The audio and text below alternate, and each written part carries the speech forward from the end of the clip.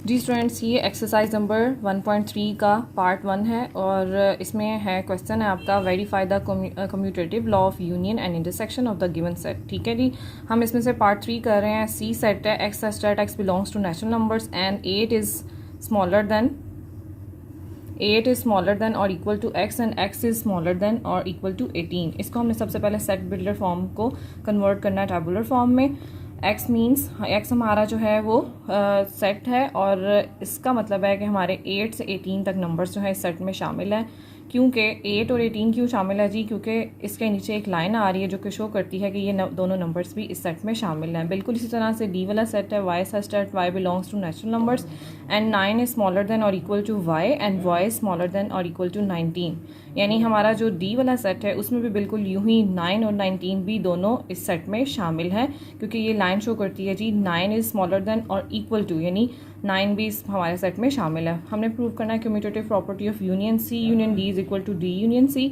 यानी हमने सी और डी दोनों सेट्स को यूनियन करना है। सी का सेट लिखना हमने, उसके बाद डी का लिखना है, दोनों को यूनियन कर दें, यानी दोनों के नंबर्स को मिला के एक साथ लिख दें, लेकिन कोई भी नंबर रिपीट नहीं होना चाहिए। अब आती है बात जी, हमने इस अपनी कम्यूटेटिव प्रॉपर्टी को प्रूव करना है through the Venn diagram. Venn diagram के जरिए हम किस तरह से करेंगे जी? ये एक तरीका है जिसमें हम एक रेक्टेंगल ड्रॉ करते हैं। रेक्टेंगल ड्रॉ करने के बाद हमने इसके अंदर यू लिखना है। यू मीन्स यूनिवर्सल सेट, यानी ये रेक्टेंगल जो है यू को रिप्रेजेंट कर रहा है कि यू का ये सेट है और इसमें तमाम के तमाम काउंटिंग नंबर्स शामिल हैं, मौजूद हैं। हम कोई भी सेट इसमें ड्रॉ करेंगे तो वो उसका यू का सबसेट होगा। ठीक है जी। अब बात आती है, दोनों साइड्स की यूनियन को हमने शो करना है। सी और डी यूनियन को शो करने के लिए हमने दो सर्कल ड्रॉ करने हैं। अब हमारे दो सर्कल जो हैं वो ओवरलैप कर रहे हैं। ओवरलैप का मतलब क्या है जी? कि हमारे दोनों सेट सी और डी में कुछ मेंबर्स जो हैं वो कॉमन होंगे। ओवरलैपिंग शो करती है कि कुछ मेंबर्स दोनों सेट्स में कॉमन है। ठीक है, और जो लाइंस हमने दोनों सेट्स में लगाई हैं इसका मतलब है कि दोनों में यूनियन हो रही है। ठीक है, अब चलते हैं राइट हैंड साइड की तरफ। डी यूनियन सी, इसमें भी बिल्कुल यही है जी, लेकिन इसमें इसका ऑर्डर चेंज हो जाएगा। डी का सेट आप पहले लिखेंगे और सी का बाद में लिखेंगे। सेंटर में एज यूजुअल जैसे हम करते हुए आ रहे हैं यू का सिंबल लिखेंगे अगर यूनियन कर रहे हैं।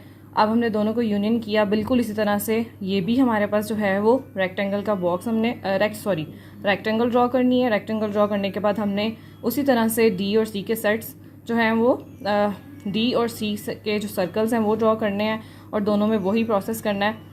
दोनों में लाइंस लगाएंगे, ओवरलैपिंग होगी, सिर्फ डी और सी की जगह चेंज हो जाएगी कि यहाँ पे डी यूनियन सी हो रहा है तो हमने पहले डी लिखना है। ठीक है जी, ये लाइंस हमने लगा दी हैं ताकि आपको प्रॉब्लम ना हो, पता चल जाए कि दोनों सेट्स में ये लाइंस क्या शो कर रही हैं। ये लाइंस शो कर रही हैं कि दोनों में यूनियन हो रही है। ओवरलैपिंग मीन्स कुछ मेंबर्स कॉमन है।